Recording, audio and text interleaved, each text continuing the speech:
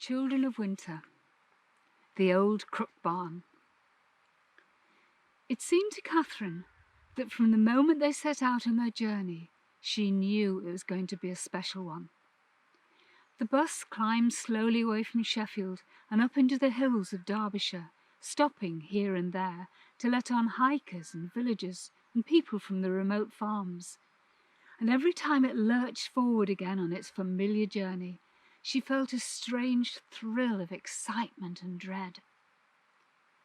She pressed her face against the cold glass and stared out at the green valley now lying far below, at the little clusters of grey buildings that showed only by their smoking chimneys that people lived in them. What was it like, she thought, before they had buses out here, before the roads were built? People must have spent weeks and weeks in their own homes and fields, never seeing another soul. Even the fields had names sometimes, like people. Lawrence Field. That sounded rolling and tummocky, with high grasses like fringes round the edges. Howard's Field. That would have huge boulders in it, and the wind would sigh like a long whisper round them. And Catherine Field. That was where they were making for today. Her field. Time to get off, Catherine. Oh, what about my field, Dad? Aren't we going there? Oh, we'll pass it on the way. It's only a field, love. I'll tell you something else your mum and I noticed on the map, Kath, and we never knew it before. See this hill we have to go down? It's called Tebbet Hill. Ah, does it belong to Granny Tebbet? Does it belong to us?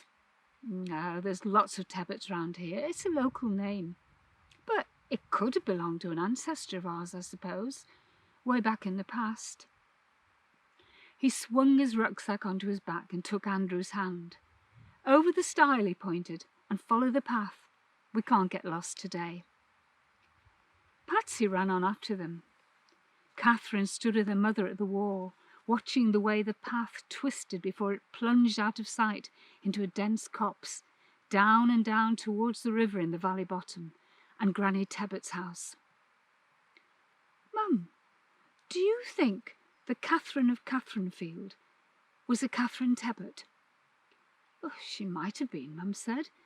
It would be nice to think that she was, and that you're named after her. What do you think? Oh, I think she was Catherine Tebbet, said Catherine, but more to herself now, because her mother was over the stile already and picking her way down the path on the windy hill. Oh, but what was she like? And even as she thought that, Catherine felt again the strange surge of excitement and dread. Come on, Mum called, over the stile and down the path. Coming. Over the stile, Catherine thought, and into the past.